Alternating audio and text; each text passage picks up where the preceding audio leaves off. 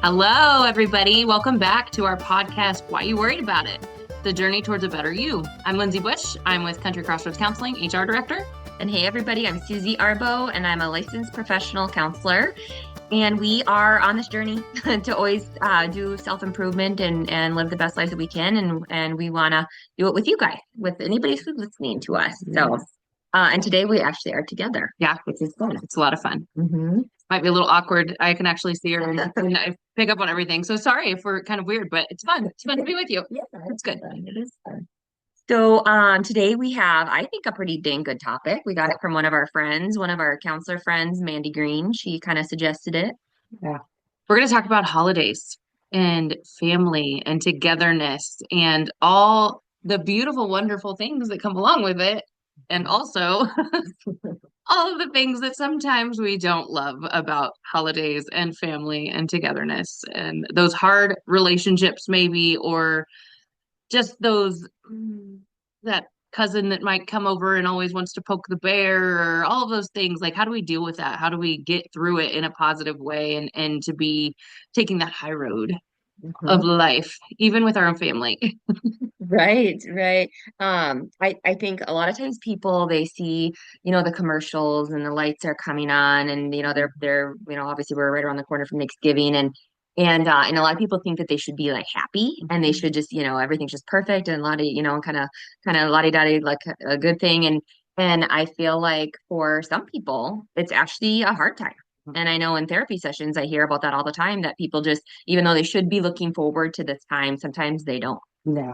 It's difficult and it's a lot. There's a lot to it that sometimes I feel like people have to build up, like to be certain ways, like they have expectations from their family or friends. And so it's like you always have to show up your best self all the time and be on point and live that Hallmark movie that everybody's watching now, all these Hallmark movies that everybody's watching now. So, and that's just not reality. I mean, it's truly not. And how boring would life be if everything was so perfect?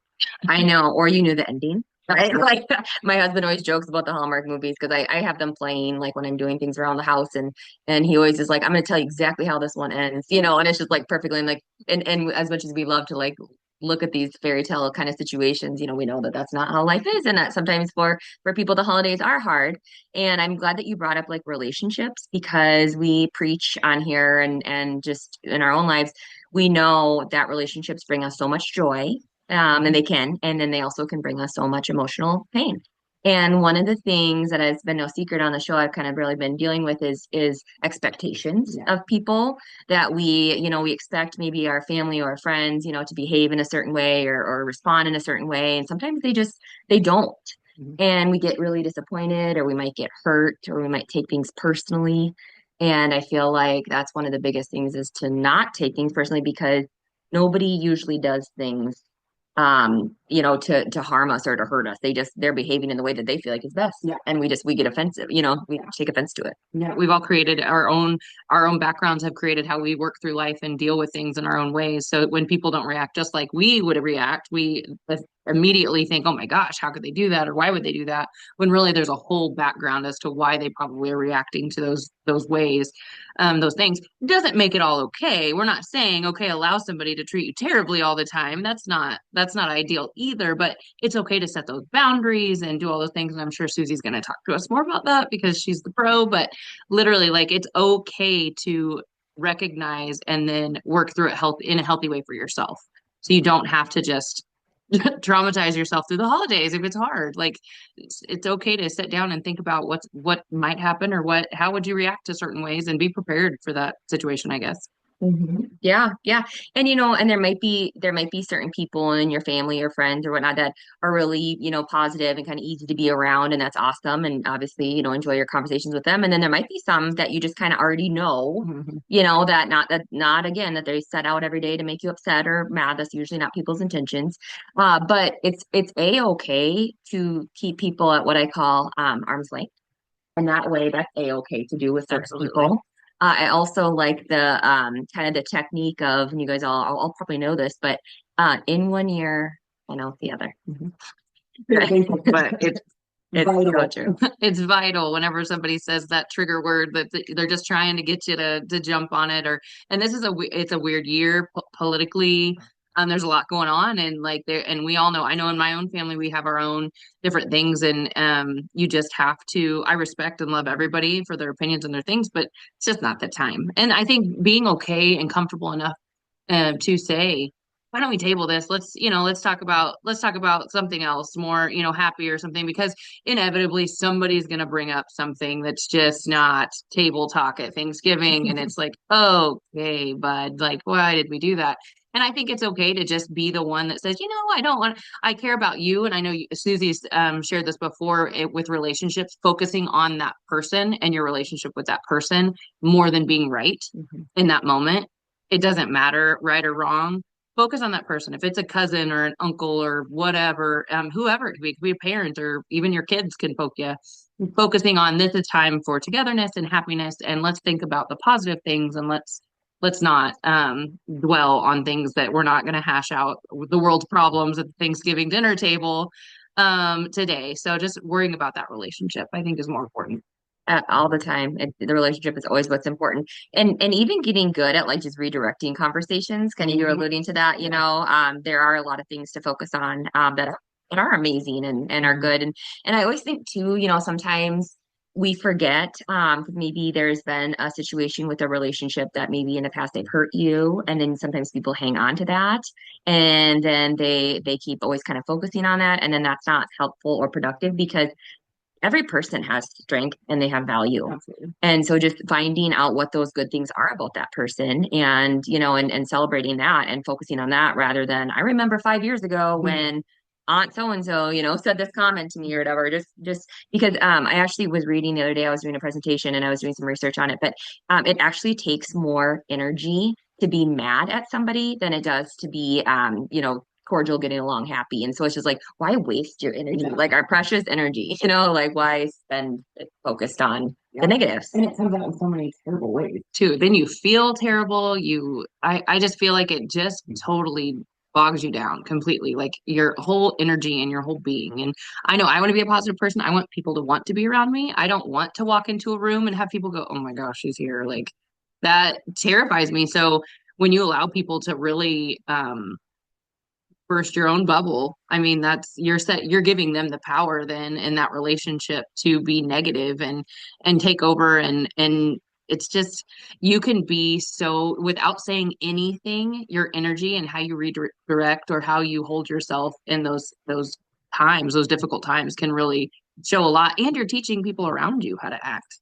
It's like, oh, okay, that was nice, or like, I don't have to agree with you, but we can still get along, and we can break bread and do all the fun things of the holidays. So just being able to be open to that and not take it personal, I think, is really the hardest part. Because the second you take it personal, then it starts, just kind of seeps, and then you just dwell and all those things. And the more you do that, the angrier you're gonna get, and it's gonna be miserable. So that's a hard challenge though. Yeah, it is. I love that you just talked about energy too, that we feel. It's so contagious, right? People feel our energy.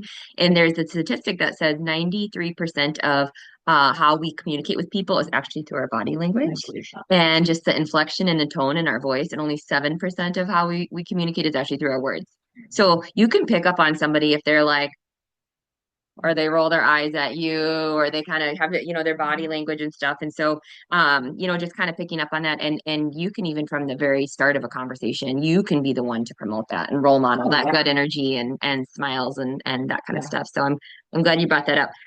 One thing that I wanted to share that I think is so cool is that every year for Thanksgiving, my mom has this little thing that she does that we sit down at the table and she'll have some kind of game for us before we eat.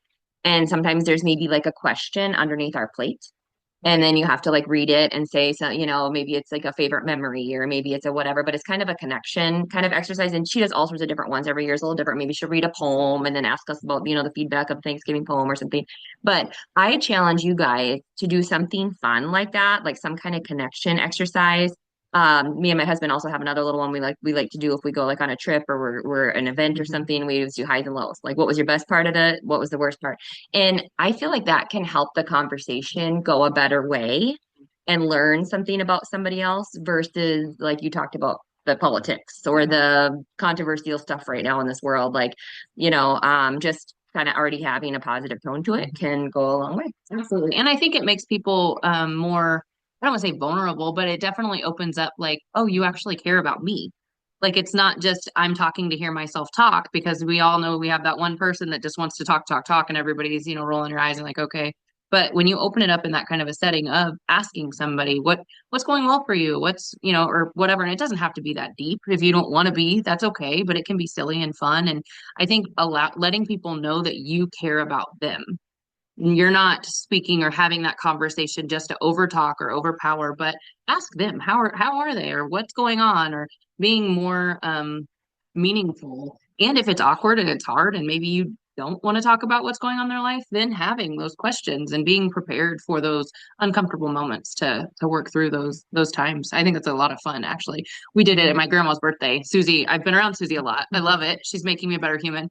And so at my grandma's birthday, the last time we did that, where everybody in the room had to pick their favorite memory and what they loved the most about grandma. And it was so sweet for everybody to just have that moment to share their memories, and of course it made her feel like a queen, I hope, just like she should. So I mean, there's nothing wrong with doing that for your family or for your loved ones. So yeah, that's a fun game. It is a fun game, and Merle always jokes that he always says you play your counseling game, Susie, but it really does. I feel It like is fun. it is fun, and it kind of honors that person. One thing that, I spent 13 years in the NFL with the Kansas City Chiefs, and one of the fun things that we did every year, you would get VIP is what it was called. And so in every practice, it was like one person would get to stand up at the end of practice, and everybody in a circle, you could choose to say something about that person, or not if you don't want to, but something that you like about that person, or something that you why you honor that person. And it was so crazy to me every year because it's kind of it's an interesting role to be in those shoes, and then Mhm. you just don't know what people really kind of think of you sometimes. Mhm. And I would hear some of the craziest things that I'm like, I had no idea that I had that kind of impact on that person. But hearing that felt so good, and it inspired me to do more and whatnot. And so I love VIP. I've done it too with people that I've worked with where we've sent around a piece of paper with that person's name on it, and everybody write a comment, a positive comment. And I think we should do that one of our Yeah, company trainings. for I sure. think. Yeah, I think that's great. I Mhm. think anything like that gets people, just like you said, setting that tone. If you come into any situation and you're that energy or you're that negative or those things, I think just be self-aware. Maybe that's what I'm going to challenge people with. Be self-aware of how you're walking into the room this year. If you're anxious about it, people are going to know you're anxious probably. So take that deep breath, do your self-care, really decide who do you want to be and how are you representing yourself when you're in that uncomfortable situation, because you have different options too of how you react to people. If they say you're not the one that starts the things, like you're in control of how you react to those sometimes unsavory comments or those uncomfortable things, but you don't have to give them what they want. So just really be mindful of how you're going to respond to some of those things, because probably inevitable, probably happen, but Mhm. you don't have to give them what they want. Exactly. And even I feel like that transition, our friend Brendan Burchard, he always talks about how important your transitions are in life. And so I always Mhm. try to think about that, like on your drive to your holiday thing, kind of thinking about what kind of outcome you want, how, like you said, how do you want to show up? What kind of time, do you want to have there? And you can really have a big part in that. I also just kind of encourage you to, you are in control of your time. And it's okay to set that boundary of, hey, you know what, we're gonna go and eat lunch there, and then we're gonna go home. Or you know what, I'm there for the long haul. We're staying there, so I'm gonna spend, and I'm gonna, be positive, and I'm gonna look for the good in things, and I'm gonna have a great day with my family. Because at the end of the day, our meaningful relationships are really what truly bring us the most happiness. Mhm. And there was actually a Harvard study that was done on human happiness, and you've heard me talk about it before, but I love it. They followed everybody over the course of 80 years, and every 10 years they check in with people, and they would do a survey, and they say, what's causing you happiness, like what's bringing you joy. And it was never material things, it was never Money. money, it was never any of that stuff, success. It was always the people that they had by their side. So take this time with your family and enjoy them and let things go Mhm. and have a great holiday season. Yes. So that's kind of our, and I know I've got some things personally, like I said, my expectations, I'm always working on those. And what are you going to work on? Are you showing up? Is that kind of what you thought? For sure. I mean, I love get-togethers and I love all the things. My family's not huge on communication and things like that, but we all, whenever we're together, we just want to have fun and enjoy each other. And that's what I love. I think, obviously all families have all of our stuff and I know mine does too, but really when we're together, I feel like we're together. We play games and might have a beverage and sing and just be goofy. And those are the fun memories that I know I want to remember with my family. So I'm going to try to do that a good job of mimicking that to my kids so they know, hey, we're showing up and we're going to be positive and happy and thankful to be here. And so that's going to be my challenge for sure, or my takeaway, I guess. I'm going to challenge myself to be that energy, be that positive, fun light. I love it. I love it. So hopefully you guys out there listening can have your own kind of takeaway, whatever you connected with from the show. And we want to thank you guys for listening and for being a part of this journey towards a better you. And so what do you think? What's the final consensus? Should we be worried about the holidays or not? I feel why are you worried about it? Why are you worried about It's it? happening anyways. You know you're gonna go have fun. Life's too short. Yeah, totally. Why are you worried about it? This is that's really keep telling yourself that too. Maybe it's at Thanksgiving when Uncle Joe's going off on something that you don't want to hear about. Be like, why are you worried about it? Like just deep breath and how about those Chiefs? That'll always change the But anyways, we do want to hear from you guys as far as like what topics you think we could have, or if you have a special guest or you want to be a special guest, like we're open to ideas and we try to keep these short and sweet, but impactful and real.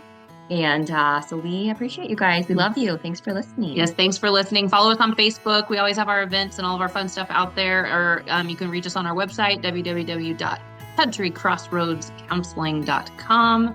Please reach out. We really appreciate you and can't wait to do some more.